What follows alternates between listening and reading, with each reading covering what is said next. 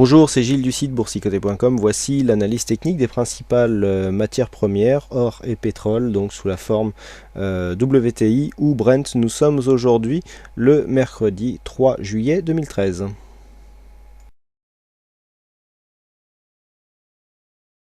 Nous commençons cette analyse par le métal jaune, donc l'or qui après cette phase de baisse ici et donc son nouveau point bas à 1180 $ l'once, et bien s'offre un petit rebond technique.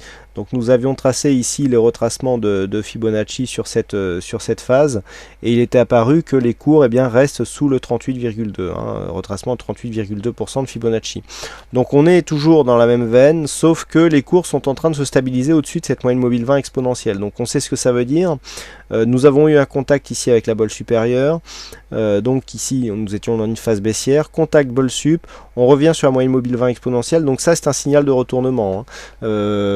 On est potentiellement ici sur un retournement court terme qui est en train de s'opérer et qui sera confirmé sur un dépassement du plus haut de cette bougie qui se situe à 1267,50. Alors c'est un retournement court terme, puisque nous sommes en train ici de voir une vue court terme, mais le fond de tendance lui reste baissier, puisque si on écarte un petit peu la vue, eh bien on peut remarquer que ce soit en moyen terme ou en long terme, eh bien on est vraiment baissier à tous les niveaux. Donc là, rebond technique, donc court terme au sein d'une tendance aussi, baissière de fond. Les retracements de Fibonacci nous indiquent qu'ici nous sommes à peine sur les 38,2. Il est possible que sur une cassure, eh bien, les cours viennent ici osciller aux alentours des 1300 $ l'once, puisque nous avons une résistance majeure qui se situe à 1308, avec cette zone donc 50-61,8 qui se situe entre 1286 et 1311 $ l'once d'or fin.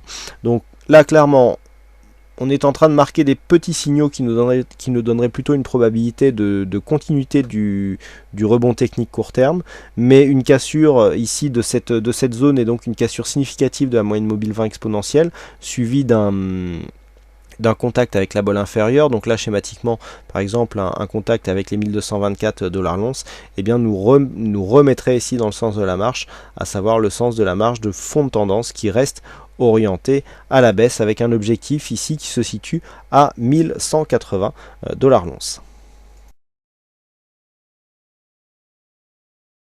Et puis nous arrivons sur le brut léger américain. Alors pour ceux qui, le WTI, donc pour ceux qui se souviennent de l'analyse qu'il y avait hier, je vous avais donné par rapport à l'analyse du Brent, deux scénarios possibles, et donc le premier c'était effectivement une poursuite de la hausse.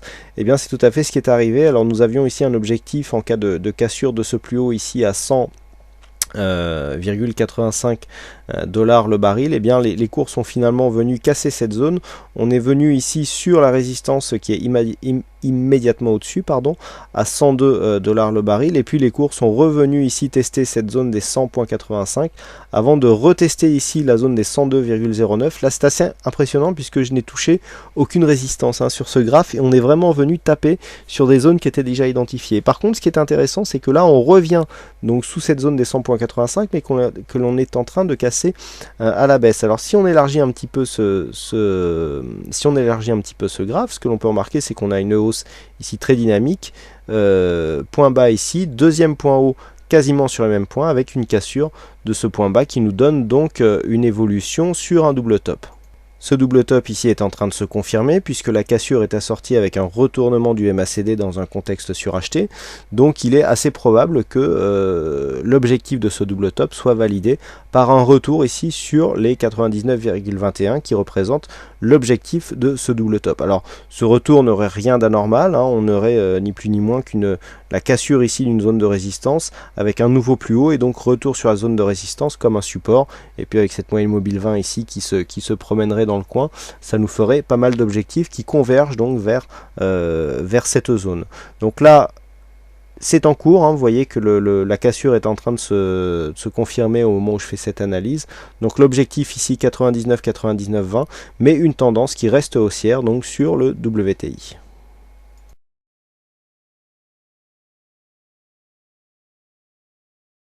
Et enfin nous terminons avec le Brent, donc le Brent qui joue le rattrapage. Alors j'avais un petit peu abordé le sujet hier du différentiel qui existait entre le WTI et le Brent. eh bien on assiste ici à la cassure, hein, je vous avais parlé de ce scénario, cassure du 61.8 et donc le Brent qui effectue un rattrapage sur le WTI. Alors nous sommes même dans un contexte où le WTI, on vient de l'analyser, on a un double top avec une phase de cassure qui est en train de s'effectuer. On ne retrouve pas du tout cette configuration sur le Brent. Donc on est bien ici sur une phase de rattrapage, c'est souvent le cas dans les décorrélations. Lorsqu'il y a un sous-jacent qui part à la baisse par rapport à un autre sous-jacent, lorsque sur des points techniques, donc là c'est la cassure du 61.8, d'ailleurs il est assez intéressant de remarquer que la cassure de ce 61.8 s'effectue sur un gap, hein. C'est assez rare sur les matières premières d'avoir des gaps comme ça en séance, tout simplement. Alors c'est pas rare parce que il y a moins de gap, mais tout simplement parce qu'il n'y a pas de coupure, hein, il n'y a pas d'arrêt de cotation. Et donc là le gap intervient, c'est assez intéressant. Et donc on vient ici sur un gap haussier marquer le franchissement de ce 61,8% et donc commencer à entamer un rattrapage du Brent par rapport au WTI, hein. On a cassé sur le WTI, on a cassé ici l'équivalent de cette zone ici des 106. On est venu marquer un plus haut aux alentours des 108. J'ai pas calculé exactement en reportant les pourcentages combien ça nous donnerait comme objectif. Mais en gros, on est en train de recasser ici cette zone de résistance qui aurait pu devenir support pour valider un double top, hein, sur le WTI. Donc on se situe à peu près sur un équivalent ici à 106,45. Et les cours ici sont en train de rattraper, hein, du point de vue du Brent. Donc on observe ici ce rattrapage. Donc d'un point de vue technique, on valide tout à fait la probabilité qui fait que si on casse ici le 61,8, eh bien on a de grandes chances de revenir sur un retracement total. Et donc l'objectif ici de ce mouvement haussier se situe ici sur les 106,62 $, le baril de Brent, donc avec un retour ici sur cette zone qui devrait être assez imminent. Attention malgré tout ici à ce contexte suracheté et ce retournement du MACD qui est en train de s'opérer, qui pourrait nous donner une rechute ici sur cette zone de gap à 104,20 $ le baril. Voilà ce que l'on peut dire sur ces principales analyses, donc sur ces analyses des principales matières premières. Il ne me reste plus qu'à vous souhaiter à toutes et à tous une bonne soirée, bonne chance dans vos prochains trades et on se retrouve donc dès demain pour toutes les autres analyses du site boursicoté.com. Bonne soirée à tous.